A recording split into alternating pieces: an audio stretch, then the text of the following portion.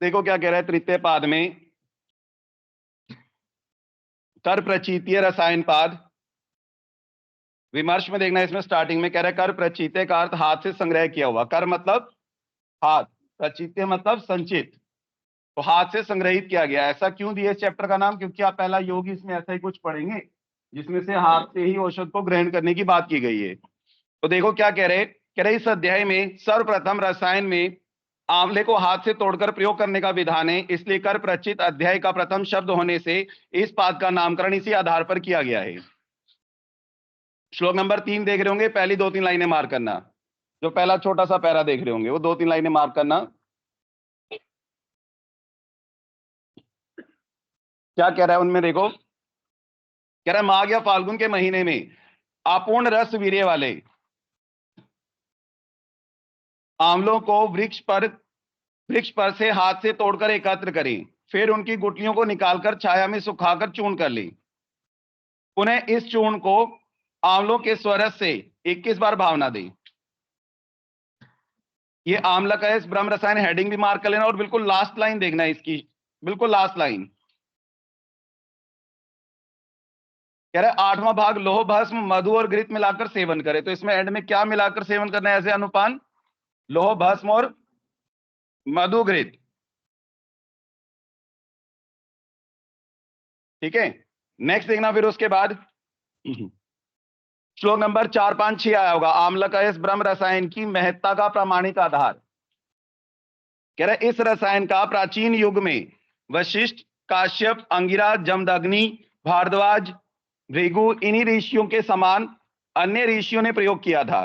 तो आपको याद है बालकिल्या, वैखानस, इसमें कौन सा कहां पढ़े थे ऋषि? प्रथम ब्रह्म रसायन स्टार्टिंग में। तो प्रथम ब्रह्म रसायन में आपने क्या याद रखना है? बालकिल्या और वैखानस आदि ऋषि वहां पर याद रखने। ऐसे ही एक दो यहाँ पर याद रखने, वशिष्ठ, काश्यप, अंगिरा, कुछ भी स्टार्टिंग के एक दो। जैसे आप देख रहे हो ना श्लोक की पहली लाइन कि एतद रसायनम पूर्वम वशिष्ठ काश्यप अंगिरा आदि, बस इतना याद रखना है। लास्ट लाइन में देखना सेकंड हाफ में, जरा व्याधि प्रशमनम बुद्धि इंद्रिय बल प्रदम। तो जरा व्याधि प्रशमनम, तो ये रसायन जो है क्या कर रहा है? जरा व्याधि का नाश, बुद्धि इंद्रिय और बल प्रदम। यहीं पर एक लाइन और लिखना, पीछे आपने हरितकी के लिए पढ़ा था, सर्व रोग प्रशमनी बुद्धि इंद्रिय बल प्रदम। तो स्टार्टिंग स्टार्टिंग चेंज है, केवल लाइन लिख लेना यहां पर एज इट इज, सर्व रोग प्रशमनी बुद्धि इंद्रिय बल प्रदम।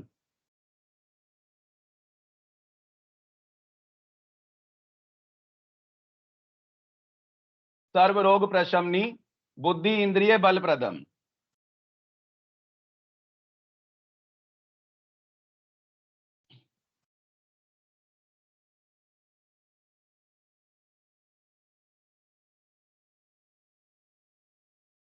नेक्स्ट देखना श्लोक नंबर 9, 10, 11, 12, 13 करके आया होगा, केवल आम्लक रसायन। आपसे बात हुई थी पीछे कि जितने भी रसायन है वो सभी कैसे हैं?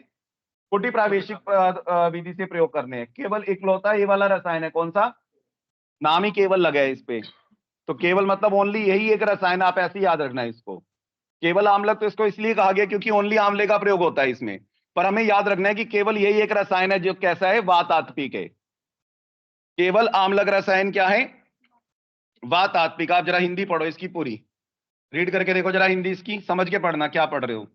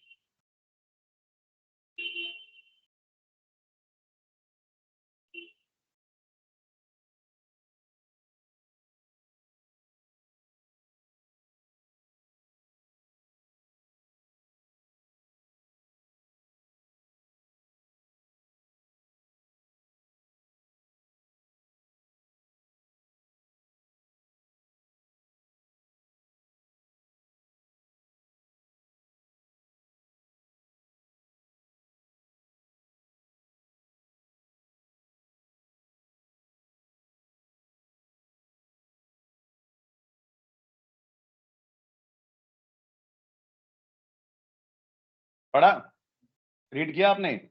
अब इसमें देखो क्वेश्चन क्या उठेगा। सबसे पहला क्वेश्चन तो वन में एंटर कब करना है,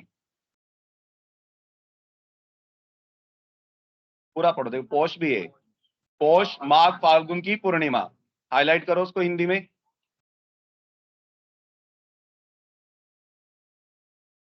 ये अभी आपका मेरे ख्याल से अभी गई है शायद, एक दो दिन पहले, पौष की पूर्णिमा जो है। आज मेरे ख्याल से कृष्ण की द्वितीया होगी शायद, क्या होगा, प्रथमा द्वितीया तृतीया कुछ ऐसी होगी पौष मास की। पौष मास चल रहा है ना, खत्म होने वाला है। टुडे पंचांग डालो जरा, गूगल पे डालो। हम्म? माघ शुरू हो गए, देखो जरा टुडे पंचांग करके। पूर्णिमा पौष की जो थी अभी गई है। हम्म? हाँ ऐसा ही 25 को होगी या 26 को होगी, ऐसा कुछ होगा पौष की जो पूर्णिमा थी। यानी इन्हीं दिनों में, कहने का मतलब ये है कि थोड़ा थोड़ा आइडिया ले आप, लगभग ही जैन के मौसम में, इसी मौसम में। क्योंकि आंवले का ना इस समय पर ये लगाओ कि आंवला मिलना तो आपको एक महीना पहले शुरू हो गया था, है ना, लेकिन ये पीक है एकदम इस समय पर। कृष्ण पक्ष की तृतीया है, हाँ तो पौष, हाँ पूर्णिमा आ गया ना, तो पौष खत्म हो गया। तो पूर्णिमा के बाद अब अमावस्या आएगी इसकी, कृष्ण पक्ष की, क्या कहते हैं इसकी, माघ की।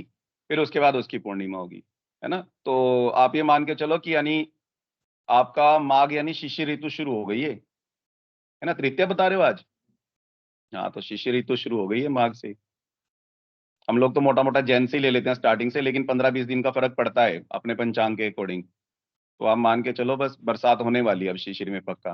पूरे हेमंत में वर्षा नहीं हुई, अब देखना वर्षा के साथ होगी। वैसे भी आप देख रहे हो 2-3 दिन से वैसे ही बादल वाला मौसम चल रहा है। अब शिशिर और हेमंत में यही डिफरेंस है क्या, इस शिशिर में वर्षा के साथ ठंड पड़ती है, और उसमें जो है हेमंत में, और दोनों की सर्दी में ये फर्क है कि वो जो सर्दी है वो विसर्ग काल है, हेमंत की सर्दी जो है। ये जो सर्दी होगी शिशिर की, वो आदान काल की पहली ऋतु है ना। आदान काल में बल का क्या होगा, बल को खींचा जाएगा, और विसर्ग काल में बल को और देता है चंद्रमा, बढ़ाता है उल्टा। तो दोनों ऋतु में डिफरेंस है ना। अब जैसे आप हेमंत ऋतु में था ना, कि हेमंत ऋतु में अगर आप व्यायाम कर रहे थे या जो भी कर रहे थे तो शरीर में, अब जो है थकान जल्दी हुआ करेगी शिशिर ऋतु में। आप ऑब्जर्व करके देखना थोड़ा सा, चीजें थोड़ा सा चेंज, और दिन भी बड़े होते चले जाएंगे अब धीरे धीरे, जैसे शिशिर शुरू हो जाता है हमारे आयुर्वेद के अनुसार। तो वैसे तो वो अलग डेज लेते हैं शायद, कौन सा दिन लेते हैं, सबसे बड़ा दिन होता है जो, एक तो वो जून वगैरह में बोलते हैं, है ना, और 24 दिसंबर, 25 दिसंबर, हाँ बड़ा दिन बोलते हैं शायद 25 दिसंबर को, ऐसा कुछ है ना, जो भी होगा पता नहीं, वो मॉडर्न उसके हिसाब से। अपने आयुर्वेद में तो आप ये मान के चले माघ शुरू हुआ तो उलटना शुरू हो जाता है बस, क्योंकि आदान काल शुरू हो गया। हम लोग तो अपने उसके हिसाब की बात करते हैं, वो जो भी कहते हो हमें उससे क्या लेना है, वो आपसे नहीं पूछेगा, हमें तो अपना सिस्टम देखना है। तो आप थोड़ा सा ये समझना शुरू करें कि सर्दी तो प्लस माइनस है, वैसे तो सर्दी घटना शुरू हो जाती है, लेकिन वो आजकल मौसम के ऊपर डिपेंड है, पॉल्यूशन के ऊपर डिपेंड है क्या नहीं। वो आजकल विपरीत होता ही है बहुत सारा, इन्हीं को ही आप क्या कहते हो, ऋतु व्यापक कहते हो, है ना। जब ऋतु में कई बार होता है ना कि सर्दी, अब लग रहा है, पीछे जब नवंबर दिसंबर था तब तो लग ही नहीं रहा था कि सर्दी आई है। अब जब से जैन शुरू हुआ तो लग रहा है कि हाँ, अब ऐसा हो गया कि ठंड जा ही नहीं रही है, ऐसे वाला मौसम हो गए। और ये भी ना, बीच में आपको एक आध दिन एकदम गर्म सा मिलता है, फिर 2-3 दिन एकदम गंदे वाली सर्दी पड़ती है। तो आजकल मौसम थोड़ा मिक्स होने लगा है, क्योंकि ऋतु व्यापत्तियों के कारण, है ना। तो खैर वो तो अलग चीज है, बस आपको ये थोड़ा सा याद रखना, हमें आइडिया लेना है कि इसी मौसम में लगभग आपको वन में एंटर करना है। जो पौष की पूर्णिमा भी गई है 20-25 जनवरी के आसपास, तो आपको 25 की या 26 की जब भी थी, उसी समय पर वन में एंटर करना है। एंटर करके फिर क्या करना है, जिसपे अच्छे फलित तो रखे हो उस पे चढ़ के ओमकार का जप करते हुए, जितने आंवले सेवन करेगा वो ऐसी लाइन देगा, जितने आंवले सेवन करेगा उतने वर्ष, जितने आंवले सेवन करेगा उतने 100 वर्ष, जितने आंवले सेवन करेगा उतने 1000 वर्ष। तो देखो क्या लिखा है, उतने 1000 वर्ष की बात कर रहा है। एक भी खा लिया अगर सोचो आपने तो कितने, और 8-10 खा गए अगर, तो तुम तो यहीं रह जाओगे युगो युगो तक। हम्म। तो जो भी वो कहना चाह रहे हैं, ये सब चीजें थोड़ा सा इसलिए बोली जाती थी इंपॉर्टेंस बताने के लिए, है ना। कि जैसे आप कह देते हो ना कोई भी चीज की एक महत्ता बताने के लिए, कि कुछ भी किसी के बारे में कह देते हो कि यार अपना दोस्त तो ऐसा, अरे वो जान भी दे दे, अब जान सच में थोड़ा ना दे देगा दोस्त। तो कहने की इंपॉर्टेंस बताते हो आप कि हाँ मेरे साथ इतना अच्छा सुहृद है वो, यही तो कहते हो ना। वो एक उसको बताने के लिए, मतलब आप ये ना सोचें कि सच में एक आंवले से 1000 वर्ष, वो एक कहने की बात है कि मतलब अच्छे से जीवन यापन होगा अगर वो आंवले का सेवन करता है। तो ये मेन तो इसमें से पूछेगा आपसे वन में एंटर कब हो रहा है। दूसरा क्वेश्चन जो मेन आएगा इसमें वो श्लोक में मार्क करना, आप श्लोक की लास्ट लाइन सेकंड हाफ।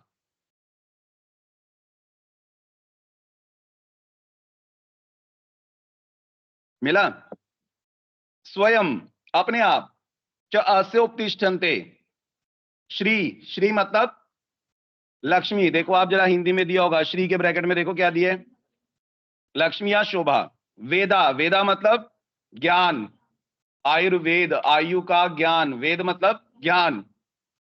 फिर वाक च रूपिणी, वाक रूपिणी मतलब सरस्वती, है ना। तो माता सरस्वती जिसके पास आ गई वो तो कल्याण हो गया उसका, तो समझो, है ना, जिसकी वाणी ऐसी हो गई, कहते हैं ना काली जुबान है इसकी, जो कह दे वही हो जाएगा। तो सेम वो व्यक्ति वाक रूपिणी, जैसा कह दिया, जैसा बोल दिया, तुरंत वैसी कुछ कुछ सिमिलर वैसी घटनाएं होनी शुरू हो जाना, जिसके बारे में जो कह दिया वैसा ही सच हो जाना। तो वो क्या है, वाक रूपिणी, ऐसा हो जाएगा व्यक्ति। तो 3 लाभ हो गए यहाँ पर, कौन कौन से, श्री, वेदा, वाग रूपिणी। बस ये जानना है आपको, श्री, वेदा, वाग रूपिणी किससे प्राप्त हो रहे हैं, केवल आमलक से। 3 लाभ हो रहे हैं केवल आमलक से। आंवले वाले वन में घुसना है कब, पौष माघ फाल्गुन की पूर्णिमा पे। ठीक है, आगे देखते हैं फिर। और ये कैसे सेवन करना है, बात आत्ती की तो है, इसको कोटी में ले जाने का मतलब ही नहीं है। जब पेड़ पे चढ़ के खा रहे हैं तो आप बात ही खत्म है ना। नेक्स्ट देखना, श्लोक नंबर 15, 16, 17, 18, 19 करके आया होगा बड़ा सा श्लोक, लोह आदि रसायन। लोह आदि रसायन में देखो जरा हिंदी में स्टार्टिंग से मार्क करना आप। कह रहा है उत्तम फौलाद लोह के, तिल के समान मोटा, 4 अंगुल लंबे पत्रों को आग में गर्म करें। जब वह अत्यंत लाल हो जाए तो त्रिफला के क्वाथ में और गो के मूत्र में, मां कांगनी के क्षार जल में, इंगुदी के क्षार जल में, प्लाश क्षार उदक में क्रम से बुझाएं। श्लोक में देखना आप सेकंड लाइन में जरा, तीक्ष्ण अयसस्य करके पत्राणी करके आया होगा, तीक्ष्ण लोह की बात की गई है। वहीं लिखना पेज के ऊपर, लोह 3 प्रकार का, मुतीक 365, निमोनिक के तौर पे याद रखना है, मुतीक 365।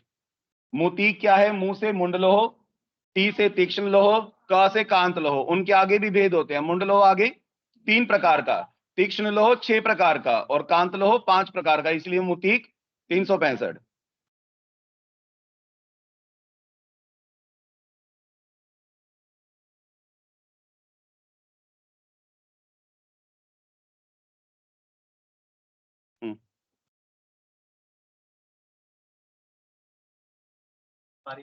पुट पूछे तो रस रत्न समुच्चय में 10 बताए हैं वो तो, है ना, वो अलग चीज है पुट वाली, तो संख्या जो है पुटों की।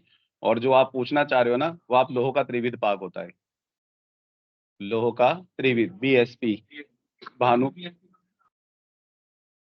किसके, कुछ नहीं, सिर्फ अतिसार के अंतर्गत उन्होंने 3 प्रकार को, तीतिरादि, वटादि, प्ररोह करके जो पुट पाक है वो 3 प्रकार मेंशन किया, उसका कोई टाइप नहीं है। वो तो ऐसा हो गया, सपोज अगर हम ये कहें कि क्वाथ है मान लो, है ना, अब आगे कितने सारे क्वाथ पढ़ते हो आप, रासना सप्तक क्वाथ, है ना, अष्टक क्वाथ, रासनाष्टक क्वाथ, ये वो पता नहीं कितने क्वाथ पढ़ते हो, दशमूल क्वाथ। तो आप उनके वो टाइप थोड़ी ना कहोगे, उनके आगे वैरायटी होगी, पुट पाक पता नहीं कितनी तरह से बनाए जाते हैं। पुट पाक के आगे कोई टाइप नहीं, आपको सिर्फ इतना याद रखना है, अतिसार के अंतर्गत सर्वप्रथम वर्णन सुश्रुत ने किया है पुट पाक का। और बीएसपी जो वहां पे पढ़ते हो आप, भानुपाक, स्थालीपाक और पुटपाक। स्थालीपाक भी आपका सुश्रुत का है, भानुपाक आपका अष्टांग संग्रह का है। खैर, हम लोग यहाँ थे वापस लौट के, जो आप बात करते हैं लोह कितने प्रकार का, 3 प्रकार का। तो लोह 3 प्रकार का कौन सा हो जाएगा, मुतीक, मुतीक 365, मुंड लोह, तीक्ष्ण लोह, कांत लोह, 3 प्रकार, 6 प्रकार, 5 प्रकार आगे, समझ में आया। आगे देखते हैं फिर उसके बाद जो मार्क करते। अच्छा, फिर दूसरी बात क्या है, यहाँ पर अगर लोह पूछे आपसे तो श्रेष्ठ लोह कौन सा होता है, कांत लोह, लेकिन लिया कौन सा है योग में, तीक्ष्ण लोह। औषधि में आपसे पूछेगा कि जो लोह त्रिविध प्रकार का लोह बताया 3 प्रकार का, कौन सा, मुतीक वाला, मुंड लोह, तीक्ष्ण लोह और कांत लोह, इनमें से कौन सा औषधि में प्रयोग करना चाहिए। नहीं, तीक्ष्ण और कांत दोनों प्रयोग कर सकते हैं, कोई भी, लेकिन मोस्टली आपको मिलेगा तीक्ष्ण लोह, ज्यादातर यूज हुआ होगा, कई जगह पर आपको तीक्ष्ण लोह ही मेंशन मिलता है। तो आप ऐसे ही यहां भी याद रखें, यहां भी कौन सा लिया गया है, कांत लोह श्रेष्ठ सबसे। अगर हम कहें ना कि अगर हम कैटेगराइज करें तो आप ऐसे ही कहेंगे कि जैसे आप कह सकते हो ना कि श्रेष्ठ, श्रेष्ठतर और श्रेष्ठतम। तो श्रेष्ठतम कौन सा है? कांत लोह है, लेकिन लिया फिर भी कौन सा है? तीक्ष्ण लोह। योग में तीक्ष्ण लोह डला है, और ले हम दोनों सकते हैं औषधियों के लिए। कौन से दोनों? तीक्ष्ण लोह भी और कांत लोह भी। नेक्स्ट देखना फिर उसके बाद। तो एक तो आपको लोह आदि रसायन में सीधा पूछेगा कौन सा लोह लेना है, पहला क्वेश्चन। दूसरा पूछेगा किसकी भावना देनी है, बुझा रहे थे ना आप इसको गर्म करके। लोह को, फौलाद को, इसको उत्तम फौलाद लोह को जो है हिंदी में आपने पढ़ा कि आपने गर्म किया, इसको सेक लिया, उसके बाद जल में बुझाना है। किस जल में? देखो जरा, हिंदी में ही मार कर लेना। त्रिफलाक्वाथ, गौमूत्र, माकांगनी और इंगुदी और पलाश, इनके एक क्षार उदक में। क्षार मतलब इनके काढ़े टाइप में, इनके जला के जो इनको बनाएंगे, जिस प्रकार से क्षार बनाते हैं वैसे जल में बुझाना है। तो ये 5 चीजें कह रहा है। बुझाते बुझाते अंजन के समान काला हो जाए तो उसका महीन चूर्ण बनाकर उस चूर्ण को मधुर और आंवले के रस से मिश्रित करके घृत भावित मिट्टी के पात्र के घड़े में इस लेह को रखकर मुख बंद कर 1 वर्ष तक जौ की राशि में, यव की राशि में गाड़ दें। फिर उसके बाद देखना आप इसमें श्लोक में, देखना आप श्लोक में जो 20 नंबर श्लोक आया होगा, इसी में ही, इसी पैरे में 20th नंबर जो दिया होगा 19 के बाद, यानी 2 3 4 5 छठी लाइन देखना आप, 6th लाइन श्लोक की। प्रातः प्रातः बल अपेक्षी सात्म्यम जीर्णे च भोजनम। मिला? हेलो? हेलो, हाँ जी। गुड इवनिंग सर, आप विशाल सर बोल रहे हैं? जी बताइए। जी सर, मैं जम्मू से बोल रही हूँ सर, स्मृति। स्मृति कौन सा कॉलेज है? Sir JIR। बताइए। सर मैंने आपके फेसबुक पेज पे ना वो देखे थे कोचिंग के, तो मेरे को आपको कोचिंग के रिगार्डिंग पूछना था सर। यूजी बैच कौन सा है आपका? 17-18। 17। वो इंटर्न कंप्लीट हो गई आपकी? नहीं सर, मेरी तो ना अप्रैल में कंप्लीट हो रही है। अप्रैल में कंप्लीट हो रही है, अच्छा ठीक है, बताइए। जी सर, तो सर मेरा मतलब अभी 2024 जो AIPGT का, उसमें भी इतनी तैयारी है नहीं है, प्रिपरेशन। अभी किया आपने पहले कहीं प्रिपरेशन, कहीं कोचिंग किया कुछ? नहीं सर। अपने से पढ़ रहे थे? जी सर। कितना पढ़ा फिर अपने से? सर अभी तो है ही नहीं सर, बिल्कुल प्रिपरेशन नहीं है। अच्छा, अभी कुछ नोट्स वगैरह कुछ तैयार नहीं किया ना? नहीं सर। फ्रेश ज्वाइन करना चाह रहे हो? जी सर। ठीक है, आप एक काम कीजिएगा, मुझे व्हाट्सएप पे ना आप डिटेल शेयर कर दीजिए, अपना नाम, कॉलेज का नाम और यूजी बैच। जी ठीक सर, है। मेरे को ना आपसे थोड़ी डिटेल्स लेनी थी। अभी सर आप बिजी तो नहीं हो गए? मैं अभी एक्चुअली क्लास में ही हूँ, तो जैसे ही क्लास ऑफ होगी ना तो मैं आपको बैक कॉल कर लूंगा, मुझे व्हाट्सएप पे आप एक मैसेज छोड़ दीजिएगा। ठीक है sir. Okay. Okay okay. Okay sir.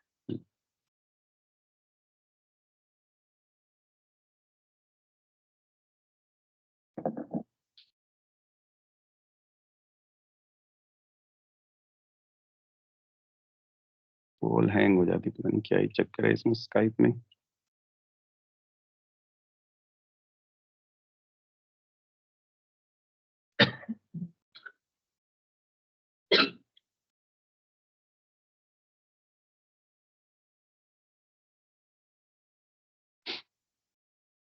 Jammu की पहले एक स्टूडेंट थी, JIR कॉलेज है वहाँ का, यूजी कॉलेज है, और उसका, लड़की का नाम था, 13 बैच की थी, धरती खारका। लड़की का नाम था धरती, हाँ धरती खारका। रेगुलर कोचिंग करती थी, यहीं पर रह रही थी, वो ब्रदर उसका यहीं रहता था, थी वो जम्मू से, जम्मू के कॉलेज से थी। वो मुश्किल से शायद, बच्चे ना कहीं जो दूर से आते हैं ना, शायद उनके दिल में होता है कि इतनी दूर से आए, कुछ करके जाना है ना। उसने शायद 5 महीने या 5.5 6 महीने मेरे ख्याल पढ़ा होगा मैक्सिमम, 5 या इतने टाइम रही होगी। NIA में है आज, गणतंत्र में 2nd ईयर में, 300 समथिंग रैंक थी, 300 के आसपास। नहीं सीरियसली बड़ा बढ़िया हो, कभी छुट्टी नहीं मारनी, कभी कुछ नहीं, लगातार एकदम। और पता नहीं शायद व्हाट्सएप नहीं चलाती, पता नहीं ग्रुप ग्रुप में ऐड नहीं थी, मतलब मेरी भी छुट्टी होती थी तो आती थी। मैक्सिमम मैं बच्चों को कहीं बार बोल देता हूँ ना, तुम क्यों नहीं आए, मेरी मेरी छुट्टी थी, ऐसे ही मजाक में बोल लेना, तो वो कई बार फोटो खींच के भेज दी, बॉस में आई थी, ताला लगा हुआ है ना। तो ऐसे भी होते हैं ना बच्चे कहीं पागल, जिनको कोई एम ही नहीं है, सिवाय एक फोकस है बस, पीजी और पीजी और पीजी, कुछ लेना देना ही नहीं है। निकलता भी बढ़िया है, अच्छा, और कुछ सोचना ही नहीं है।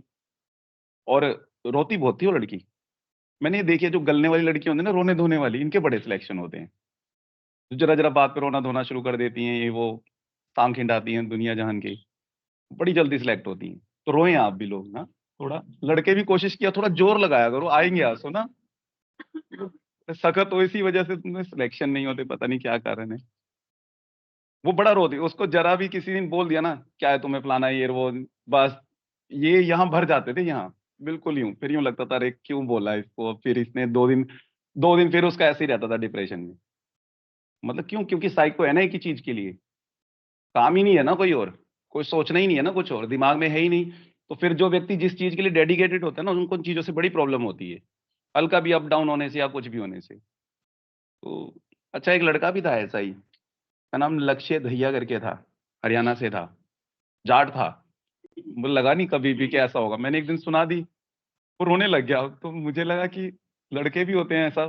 सिलेक्टेड है आज कुरुक्षेत्र में, क्लिनिकल ब्रांच में है, मुझे नाम ब्रांच नहीं पता, तो मतलब बढ़िया है ना। ऐसे कई एग्जाम्पल मिलते हैं। एक स्टूडेंट था जितेंद्र करके, लड़का था, तो वो पहले कहीं कोचिंग करता था, तो ऋषिकुल का था 12 बैच का। वो आया ऐसे ही एक दिन, तो उसको ना जैसे यूं था कि सिलेक्शन घर की कंडीशन के हिसाब से बहुत जरूरी चाहिए था। जैसे कुछ लोग होते हैं ना, नीडी होते हैं, बहुत नीडी होते हैं कि वही उसी के हिसाब से सब कुछ चलना है, क्योंकि आगे जॉब मिलना, अपना काम करना, चलना ना चलना वो तो बाद की बात है ना, फिर सेटअप के लिए पैसा भी चाहिए होता है, हर चीज होती है। तो उसको बड़ा ज़रूरी चाहिए था कि मुझे अपने परिवार को देखना है, तो मतलब माँ-बाप ने बड़ी मुश्किल में यहाँ तक पहुँचाया है, तो मुझे निकालना ही निकालना है। तो वो फर्स्ट टाइम ना, उसके बैचमेट यहाँ आते थे कोचिंग में, तो हमारी कोचिंग उस टाइम ज़ोरों-शोरों पे नई-नई थी, तो लोग उस टाइम कुछ विश्वास करते थे। बच्चे जब नई-नई होती है तो लोग सोचते हैं कि नहीं, और मेरे से बहुत बड़े-बड़े टीचर पढ़ाया करते थे यहाँ पे, तो स्टार्टिंग में लोग ट्रस्ट नहीं करते थे, जैसे कि नया-नया है ये वो फलाना ऐसा वो करके। और कई बच्चे ये सोचते थे बॉस यहाँ पीजी करते हैं, इनकी पीजी कंप्लीट हो जाएगी तो बीच में छोड़ के चले जाएँगे। अपने-अपने वो रहते हैं, शंका बच्चों की होती है, और डाउट सही भी थे उनके, गलत भी नहीं थे, है ना अपनी जगह। क्योंकि अक्सर लोग ऐसा ही करते हैं, कोचिंग में बीच में छोड़ के चले जाते हैं, तो उनको भी ऐसे ही डाउट थे। तो इस कारण उसने मेरे पास जॉइन नहीं किया स्टार्टिंग में। फिर उसका सिलेक्शन नहीं हुआ, बाकी सबका हो गया। तो वो आया ना, मतलब जैसे व्यक्ति कहता है ना कि मतलब कई बच्चे ना, हमने ऐसा देखा है कि जैसे लोग भगवान के पास जाते हैं ना कि अंतिम में वो है, बस आपसे मांगने आए हैं कि यूँ ये दिला दो सिलेक्शन, आपको जो कराना है वो करा लो हमसे। वो व्यक्ति ऐसे सामने बैठा है, आंखें भरी पड़ी हैं, क्योंकि लड़कों की मैंने देखी नहीं ना आंखें भरी हुई आज तक, इनकी लाल नहीं होती। रात को हो जाती वो अलग बात है, दिन में ना होती, है ना। तो मतलब वो आंखें भरी हुई उसकी, और हाथ जुड़े हुए हैं उसके व्यक्ति के, और जिसे कहते हैं ना समर्पण, कि आप बता दो बस, मैं ये चेयर पे बैठा हूँ, मुझे बता दो इसके बाद मुझे कहाँ जाना है, और मेरे को क्या करना है, क्या नहीं करना है, मैं वही कर लूँगा। मतलब यूँ, और जब बोल रहे हैं ना, तो उसकी आवाज़, होंठ काँप रहे हैं, जैसे एक होता है ना अंदर से, मतलब वो बोलने में कंपन आ रहा है, तो पता लग रहा है। तो इतना वो जो जिससे वो बात, जिस हिसाब से वो बात कर रहा था ना, तो मुझे अपने ऊपर वो हो गया, यार इसका ना हुआ तो। एक व्यक्ति को टेंशन हो जाती है ना, सामने वाले को भी। मैं कह यार ये तो बड़ी समस्या है। तो मैंने ना उस दिन एक चीज़ सोची है अपने दिमाग में ना, क्योंकि यार एक स्टूडेंट ऐसा लगा मेरे को कि जिसने टोटली मेरे ऊपर छोड़ दिया कि यार आप करा दो, बस जो करवाना है करवा लो हमसे, है ना। तो मैं कहा मेरी ये हालत हो गई, हम साली कितनी दुनिया है ना, और हम सब कैसे भगवान पे एकदम छोड़ दें। सोचो उनकी क्या हालत होती होगी, नहीं? कि वो, हम कह तो देते हैं भगवान को कुछ भी कि अरे आपने ये नहीं किया, वो हम कभी ये नहीं सोचते कि वो व्यक्ति पता नहीं क्या-क्या कर रहे होंगे, सोच रहे होंगे, क्या कुछ नहीं हमारे लिए सोच रहे होंगे। मतलब बहुत डेडिकेशन कइयों की नज़र आती है, जो शायद दूर से आते हैं उनको लगता है या तो कि हाँ, हमें चाहिए चाहिए हर हाल में। जिनको घर बैठे मिल रहा है, उनको शायद कदर नहीं होती है। इसीलिए ऑनलाइन बच्चों का कम होता है सिलेक्शन, शायद घर बैठे-बैठे मिल रहा है। पर इस बार ऑनलाइन ही सबसे ज़्यादा ऊपर थे, टॉपर जितने थे सारे ऑनलाइन है। पहले 5-7 बच्चे कोचिंग सब ऑनलाइन है। इसलिए मैं कहता हूँ करने वाला कहीं भी कर सकता है, आप लोग थोड़ा-सा दृढ़ संकल्प रखें हमेशा अपने अंदर। और एक चीज़ मैंने कल भी शायद आपकी क्लास में बोली थी, पता नहीं शायद किसी और क्लास में, ज़िंदगी में ना सबसे सक्सेसफुल व्यक्ति वही होता है जिसके पास ऑप्शंस की कमी होती है। जिसके पास जितने सोर्सेज़ या जितने ऑप्शन, जितने विकल्प, वो व्यक्ति के पास मल्टी उसमें अच्छा नहीं जाता है कभी भी। जैसे हम लोग मिडल लोग हैं ना, हमारे माँ-बाप हमारे लिए 70 ऑप्शन लेके चले। उन्होंने सोचा कि चल पढ़ाई में ये बनेगा कुछ, आईएएस, आईपीएस, स्टार्टिंग में उनको गलतफ़हमी थी, है ना? फिर उन्होंने सोचा कि चल थोड़ा बहुत खेल में भी रहना चाहिए। चल थोड़ा बहुत इससे डांस-डूस भी करवा के देख ले, तो कुछ तो निकलेगा बॉडी में से इसकी, है ना? उन्होंने हमें हर चीज़ में थोड़ा-थोड़ा डाला, और हमें हम सब कुछ आता है, पर सब कुछ किंचित-किंचित आता है ना? आप शादी-ब्याह में नाच भी लेते हो, थोड़ा बहुत बाथरूम में गाना भी गा लेते हो, है ना? थोड़े बहुत फ़नी कॉमेडी भी हो, हर चीज़ है आपके अंदर। लेकिन परफेक्ट किसी चीज में नहीं है। स्पोर्ट्स में भी आप में से सभी मेरे ख्याल 2-2 3-3 स्पोर्ट्स ऐसे होंगे जो आराम से खेल लेते हो, लेकिन परफेक्शन एक में भी नहीं है। कोई बैडमिंटन खेलेगा, कोई क्रिकेट खेलेगा, कोई वॉली खेलेगा, कोई कुछ, सब में होगा थोड़ा बहुत, लेकिन परफेक्शन किसी में भी नहीं है कि आप दी बेस्ट हो किसी चीज में। हमें बनाया नहीं गया ना, ऐसा नहीं है। हमारा इंटरेस्ट जान के, और ऐसा भी नहीं होता है कि हर बच्चे का कोई इंटरेस्ट होता है, वो थोड़ा सा ही शुरू से जिस प्रवृत्ति में डाल दो आप ढल जाएगा। बच्चा तो क्या है, सांचे की तरह है, आप जिस सांचे में उसको ढालोगे जैसा वो ढल जाएगा, उसको कोई दिक्कत नहीं है। इंटरेस्ट अपने आप माँ बाप ने डेवलप करना होता है। और क्या होता है, वो कहता है ना कि माँ बाप का फर्ज है वो देखो बच्चे का किस मिनट, ऐसा कुछ नहीं होता है। आपके ऊपर डिपेंड करता है ना कि क्या है क्या नहीं। आप भी कोशिश करना अपने बच्चों को ऐसे ढालने की, और थोड़ा सा डेडिकेशन के साथ पढ़ने की, है ना। ऑप्शन नहीं रखना है दूसरा माइंड में। नहीं तो फिर अब कोचिंग ना करें, मैं बहुत बार बोलता हूँ, ना करें, ना चक्करों में पड़े, फिर आप कंपटीशन में बैठने के लायक नहीं है। अगर आप कंपटीशन के लिए सोच रहे हैं ना, तो बस फिर और कुछ सोचना नहीं है जीवन में। दिमाग में सेकंड, अब कई बच्चे ज्वाइन भी करते हैं, ये बोलते हैं कि सर हमें वो नहीं चाहिए, हमें तो बस ये है कि क्वालिफाई हो जाएं, और हमें एक प्राइवेट सीट चाहिए क्योंकि हमें तो आगे सेटअप ही चलाना है। जब आपका पहले ही ये टारगेट हो गया ना, तो फिर वो भी मिलना मुश्किल हो जाता है। अगर आप पहले ही ये टारगेट बना लोगे, आप ये सोचो ना यार, करना तो है ही, चलो प्रैक्टिस के लिए ही करना है, तो क्यों ना वही अच्छा कर लेते हैं। जब आपको डिग्री चाहिए, सपोज आपको सिर्फ डिग्री चाहिए, मान लो किसी प्राइवेट कॉलेज की आपको एमडी की डिग्री चाहिए, उसके लिए क्वालिफाई होना है, उसके लिए पढ़ रहे हो आप, तो थोड़ा और अच्छा ही पढ़ लो ना। और अच्छा पढ़ के अपना, क्या पता आपको गवर्नमेंट की ही मिल जाए। जो 3 साल पीजी करोगे उसमें भी तो पैसा मिलेगा ही ना, 4 पैसे भी बचेंगे। प्राइवेट में जो इतनी फीस देनी पड़ती है, मेरे ख्याल से पतंजलि वगैरह 3-3.5 लाख रुपए होगी एक साल की, है ना। 10-12 लाख रुपए तो है ही मिनिमम, इतनी तो है ही।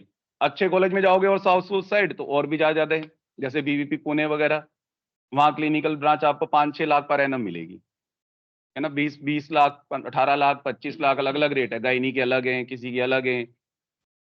हमारे टाइम पे वो 16 बैच में थी एक लड़की, मतलब पीजी के 16 बैच, वैसे तो शायद 8 बैच की थी, 08 बैच की थी, तो उसने उठाया था उस टाइम पे बीबीपी पुणे में, शालाक्य उठाया था 14 लाख में। और ये मैं आपको बात बता रहा हूँ 2016 की, 2016 में पीजी उठाया था। आज 24 चल रहा है, 8 साल बाद, अब तो मुझे लग रहा है वो भी 20-25, 20-22 के आसपास पहुंच गया। वो एग्जैक्ट मुझे पता नहीं क्या है क्या नहीं, 20 के आसपास है, प्लस होगा। हाँ, तो मतलब वही है कि हर एक ब्रांच के ऊपर डिपेंड करता है। हमें इसलिए नहीं पता प्राइवेट का, क्योंकि हम तो किसी को उठाने नहीं देते हैं। बच्चे पूछते हैं तो मना ही करते हैं कि मत उठाओ, क्या ही करना है, जब वहां तक पहुंच गया आप, क्वालिफाई आप कर सकते हो, थोड़ा ही तो और पढ़ना है, इतना कौन सी बड़ी बात है। आपको लगता है बहुत बड़ा कंपटीशन है, इतना बड़ा है नहीं। सिर्फ 8-10-15 हजार बच्चों का कंपटीशन नहीं है, 10 हजार का। आप लाखों वालों में भी तो बैठ के आए हो। जो नीट दिया था आपने +2 के बाद, कितने लोगों का था? अराउंड अराउंड फिगर पता है कितने लोगों में होता है? कैसे ही बैठ के आए हो वो भी? 10+ मान के ही चलो हर साल, इससे मिनिमम तो नहीं रहा होगा पिछले 5-7 साल में कभी भी। 10 लाख प्लस होगा, 10 से 20 के बीच में मान के चलो, 12 लाख, 15 लाख, 14 लाख, इतने बच्चों में बैठ के आए हो आप। उन 10 लाख में बैठने की हिम्मत रख सकते हो आप लोग, यहाँ 10 हजार में बैठने की हिम्मत नहीं है आप लोगों में। हम्म सोचो ना कितना बड़ा डिफरेंस है। और ऐसा नहीं है आयुर्वेदा में भी सीटों की कम बहुत है। आपको लगता है कम है? अरे बहुत है सीट्स भाई, बहुत सारे लोग हैं। जो 10 हजार भी मैं कह रहा हूँ ना, उनमें से काफी तो खपत तो साउथ वाले वहीं के वहीं खप जाते हैं, वो तो नॉर्थ में स्टाइपेंड सीट के लिए भी नहीं आते हैं। वहाँ का अपना प्राइवेट कॉलेज प्रेफर कर लेते हैं, क्योंकि उनको ये रहता है कि वहाँ पे साउथ वगैरह में आयुर्वेद अच्छा है ना, तो उनको वो लालच नहीं रहता है। जैसे आप ये एलई वगैरह आपने सुना होगा, काम अच्छा है वहाँ पे। अय्या में जितनी फैकल्टी मोस्टली वहीं की है, कि एलई वगैरह की, इधर उधर की। तो वो लोग वहीं पे ही, उनको जरूरत नहीं होती, उनको ये है कि हम बढ़िया आयुर्वेद सीख लें, वो करने में ज्यादा अच्छा है। नॉर्थ में आएंगे इतनी दूर तो यहाँ की सीट नहीं, नॉर्थ वाले तो अपनी अपनी खाते हैं केवल। बहुत आते तो हैं जरूर, आप ऋषिकुल में देखना, कोई एक एक आधा आ जाए तो आ जाए पूरे उसमें सेशन में, नहीं तो नहीं मिलता है। तो आप थोड़ा सा कंसिडर करके चलना चाहिए पीजी के लिए। जम्मू के पहले भी 2 बच्चे रहे हैं, हर साल एक दो बच्चे रहते, पर जब भी रहे हैं वो सिलेक्टेड रहे हैं। कारण मुझे नहीं पता है। पीजी शायद है ही नहीं वहाँ पे, प्राइवेट भी नहीं है मेरे ख्याल से, गवर्नमेंट इंटरनल कोटा तो है ही नहीं। प्राइवेट है? प्राइवेट अब आई होगी तो पता नहीं, गवर्नमेंट तो नहीं है। गवर्नमेंट का तो एक ही कॉलेज है मेरे ख्याल वहाँ शायद, यूजी का ना। वही JIR करके कुछ है जो। खैर, पढ़े आप लोग भी बढ़िया से ना। तो देखो जरा, लोहा आदि रसायन में क्या कह रहे हैं, तो लोहा कौन सा लेना है इसमें? तीक्ष्ण लोह, 5 चीजों की भावना देनी है, किस किस की? त्रिफला, गौमूत्र, मालकांगनी, इंगुदी, पलाश। फिर कह रहा है जब काला हो जाए अंजन के समान तो चूर्ण बनाकर उसको मधुर आंवले के रस से भावित कर लेना है। श्लोक में आपने मार्क किया था इसमें 6ठी लाइन में कि प्रातः प्रातः बल अपेक्षी साथ में हम जीर्णे च भोजनम, कब सेवन करना है भोजन के? जीर्ण हो जाने पर। फिर एक लाइन छोड़कर देखना श्लोक की, फायदा क्या होगा इसके सेवन से? कह रहा है धीमान, यशस्वी, वाक सिद्धि, श्रुतधारी, महाधन। श्रुतधारी, महाधन। महाधन मतलब बहुत पैसा नहीं, यहां धन बल से लिया गया। आप टीका देखो, उसके ऊपर टीका लिखी होगी, महाधन के ऊपर कोई नंबरिंग डली है? क्या नंबरिंग डली आपकी बुक में? 4, नीचे देखो 4 नंबर, फिर पेज के लास्ट में महाधन से क्या लिया है। नेक्स्ट देखना, उसके बाद श्लोक नंबर 24, 25, 26, 27, 28 करके आया होगा इंद्र रसायन। एक तो इंद्र रसायन ही ऐसा रसायन है जिसमें आप श्लोक की पहली लाइन में लास्ट में देखना विष डला होगा, विषम। मिला? विष मिला सभी को एज ए कंटेंट। फिर उसके बाद आप इसमें चौथी लाइन देखना, श्लोक की 4th लाइन, कह रहा जरा व्याधि प्रशमनम। अभी मार्क किया था आपने, जरा व्याधि प्रशमनम पढ़ा था ना अभी पीछे। यहां भी कह रहा है जरा व्याधि प्रशमनम स्मृति मेधा करम परम। पीछे आपने पढ़ा था आम्ला का इस ब्रह्म रसायन में जरा व्याधि प्रशमनम बुद्धि इंद्रिय बल प्रदम। तो ये सारे कलेक्ट करने हैं एक साथ, जरा व्याधि प्रशमनम बुद्धि इंद्रिय बल प्रदम। आम्ला का इस रसायन के लिए था वहां, और यहां पर इंद्र रसायन के लिए जरा व्याधि प्रशमनम स्मृति मेधा करम। फिर उसके बाद नेक्स्ट लाइन में देखना, श्लोक में अगली लाइन में कह रहा है परम ओजस करम च एतत्। तो क्या कहा इसको? परम ओजस्कर, मतलब ओज को बढ़ाने वालों में श्रेष्ठ। फिर उसके बाद क्या कह रहे हैं, लास्ट 2 लाइनें देखना श्लोक की, कुछ रोग बताए होंगे आपको, सारा नहीं याद रखना, स्टार्टिंग पकड़ना केवल, शीत्र कुष्ठ आदि करके, बस इतना याद रखना। लाइन चाहे पूरी मार्क कर लेना, सारा याद नहीं रखना है।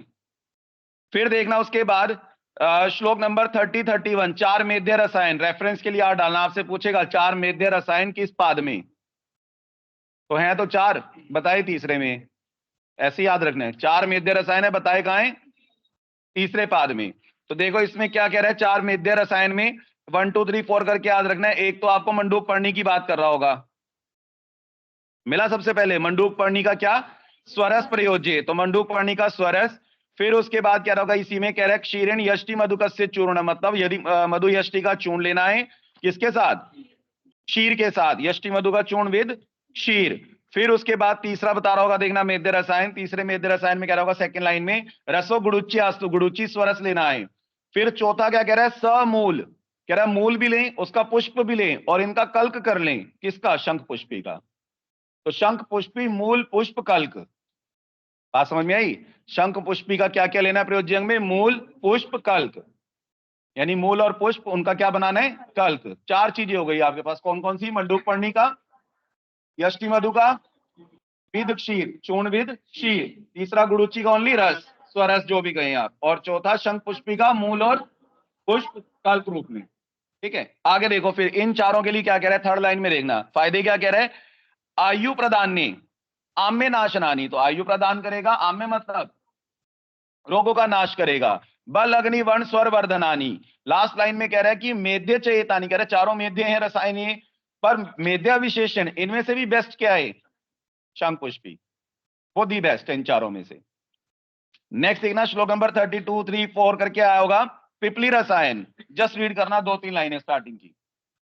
रसायन गुण को चाहने वाला व्यक्ति 1 वर्ष तक अपने अग्नि बल के अनुसार 5, 8, 7, 10 पिपली के कपड़चान चूर्ण को मधुघृत के साथ सेवन करे। 3-3 पिपली का प्रयोग प्रातःकाल भोजन के पूर्व और पश्चात लेना चाहिए।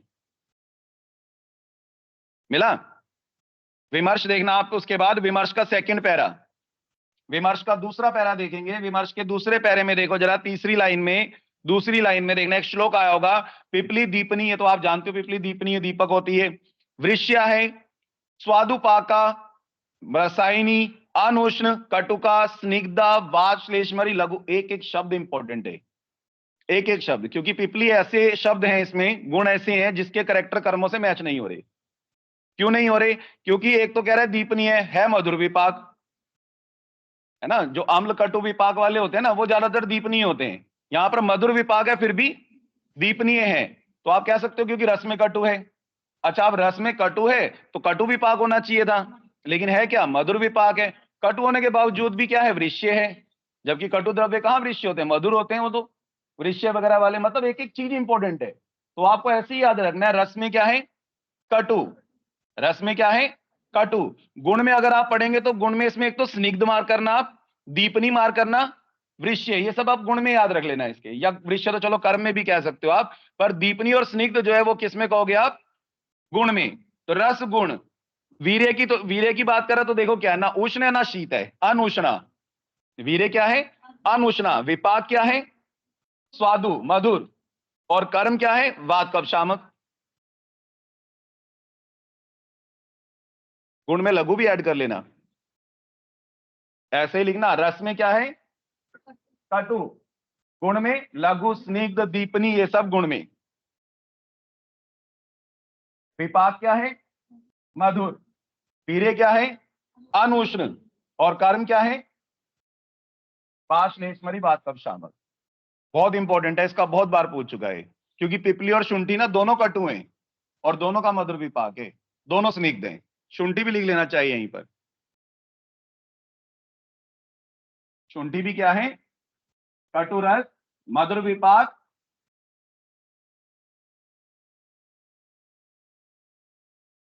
स्निग्ध। स्निग्ध जरूरी याद रखना है, क्योंकि उनकी महत्ता है, आगे कहीं बात करेंगे क्या महत्ता है स्निग्ध होने के कारण, वो कहीं बात करेंगे फिर बाद में। फिर आगे भी दे रहा होगा पिपली के, और कर्म भी दे रहा होगा, उसमें खैर आप कुछ खास ज्यादा इंपॉर्टेंट नहीं है, उसमें श्वास कास उदर ज्वरान इन सब रोगों में, या कुष्ठ प्रमेह गुलमर्श प्लीहा शूल आम मारुतान, आम वात वगैरह में, इन सब में दे सकते हैं। स्टार्टिंग स्टार्टिंग आप याद कर लें बस श्लोक की, कुष्ठ प्रमेह आदि में। कटु द्रव्य है वो कोई दिक्कत नहीं, पाचन का काम, दीपन पाचन अच्छा करती है पिपली जो है, पंचकोल में आती है ना, तो बढ़िया काम करती है, इसलिए आप आम वात में लगा लो, प्रमेह में लगा लो, कुष्ठ में लगा लो, सब कफ वाली डिजीज तो, मेद वाली डिजीज तो है ही है जिनमें आप पिपली का प्रयोग करा सकते हो दबा के एकदम, है ना।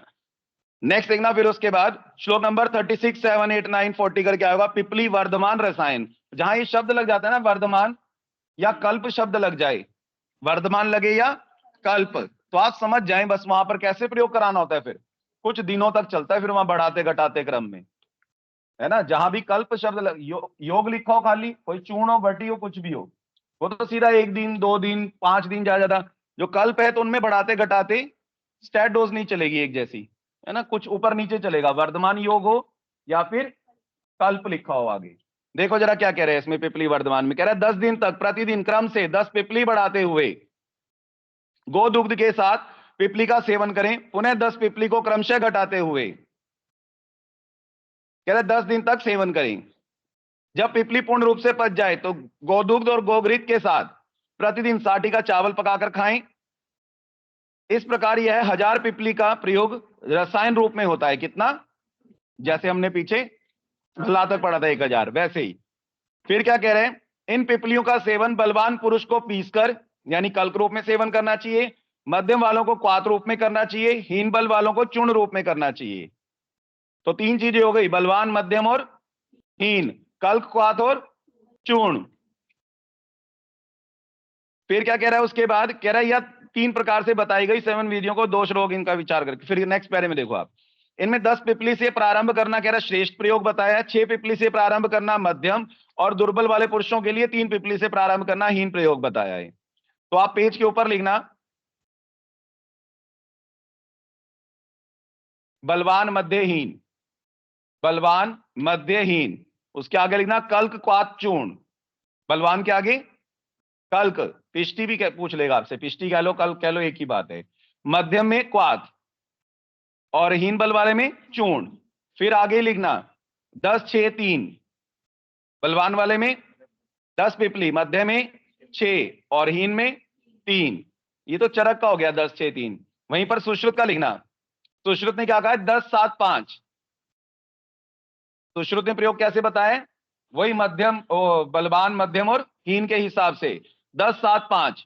भोज में लिखना, भोज ने क्या कहा है, पहले में बलवान में 10 या 7, मध्य में 5, हीन में 3, 10 या 7, 5, 3।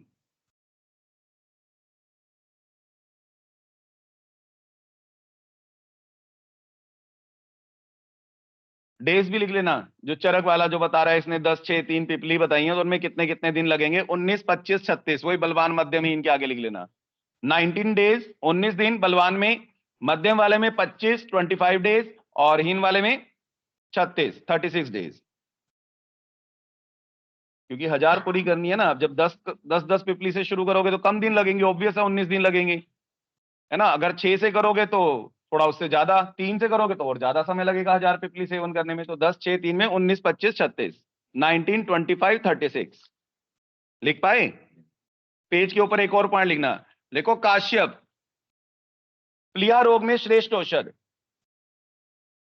काश्यप प्लीहा रोग में श्रेष्ठ औषध, एरो डाल के लिखना कटु तेल। काश्यप प्लीहा रोग में श्रेष्ठ औषध क्या, कटु तेल। नेक्स्ट लिखना श्लोक नंबर 41, 42, हेडिंग आएगी त्रिफला रसायन। साइड में लिखना, आप लिखो चरक बाहा BAH, चरक में लिखना बाहा BAH, उसके नीचे लिखना 241 BAH 241, B फॉर विभितक, A फॉर आम्लक, H फॉर हरित की, BAH 241, यानी विभितक कितने, 2, आम्ले कितने, 4, हरित की कितनी, 1। यहीं पर लिखना भेल, भेल ने क्या कहा है, AHB, AHB लेने उतने उतने ही, आंवले कितने लिए थे पहले, 4 लिए थे ना, तो A के नीचे लिखो 4, हरित की कितनी ली थी, तो H के नीचे 1, विविधता कितने लिए थे, 2, तो 412 हो जाएगा यहाँ। AHB में 412 आ रहा होगा ना, और बाहा में 241, 241, ऐसे ही है ना। अभी हमने ये सीक्वेंस क्यों ऐसे याद किया, हम सीधा भी तो याद कर सकते हैं ना, हरित की, विविध की, आम्ल की, लेकिन ऐसे सेवन नहीं करना है यहाँ पे, क्योंकि यहाँ पर भोजन के अनुसार बताया उन्होंने। तो आप तीन समय याद रखेंगे, कौन कौन से, भोजन से पहले, भोजन के बाद, भोजन के पच जाने के बाद। कौन से 3 काल है बोलो जरा, ये 3 काल हैं। तो भोजन से पहले किसका सेवन करना है चरक के अनुसार, कितने बीबी तक, 2 बीबी तक। भोजन के बाद किसका सेवन करना है, आंवले का, कितने, 4, और पच जाने के बाद अरड़ का, हरितकी का कितनी, 1। अगर भेल की बात करें तो भोजन से पहले आंवले की कितने, 4 ही रहेंगे एज इट इज, जैसे वहां 3 नंबरिंग तो वही सेम ही रहेगी, बस वो आगे पीछे हो गए तो 241 का 412 बन गया, है ना। आंवले वही 4 ही लेने हैं, और भोजन के बाद हरित की कितनी, 1, और पच जाने के बाद बीबी तक 2। समझ में आया। अब यही संस्कृत टर्म में देख लो आप जरा, संस्कृत टर्म में देखो क्या कह रहा है, श्लोक नंबर 41, 42 में कह रहा है जरणांते अभ्याम एका, जरण अंते मतलब भोजन के पच जाने के बाद, अभ्याम एका, हरित की 1 लेनी है। देखो आपने चरक में हरित की कितनी लिखी, 1, और कहां लिखी, सबसे लास्ट में, भोजन के पच जाने के बाद। हमने अपना अलग सीक्वेंस बनाया है, क्योंकि इन्होंने तो आगे पीछे बताया चरक ने, वो याद नहीं हो पाता फिर क्या कह रहा है, प्राग भुक्तात, यानी खाना खाने के पहले, प्राग मतलब पहले, भुक्तात द्वे विविध के, तो हमने ऐसे ही लिखा है, खाना खाने से पहले विविधक 2, उसके बाद भुक्तवा खाना खाने के बाद, मधुसर्पी भ्याम चतवारे आम्लकानी, 4 आम्लक लेने हैं। मधुसर्पी को हाईलाइट कर लेना, वो अनुपान है त्रिफला रसायन का। मधुसर्पी क्या है, वो सभी के लिए, खाली आंवले के लिए नहीं, मतलब इन सबका सेवन जो विद मधुसर्पी करना है, वो अनुपान है। ठीक है, बाकी की बात फिर इसमें कल करेंगे। इतना आप पढ़ के आना, पिपली वर्धमान त्रिफला दुफला जो भी है इंपॉर्टेंट है, सभी के सभी जो भी बात कही गई है। आज इतना ही, कॉल डिस्कनेक्ट कर सकते हैं।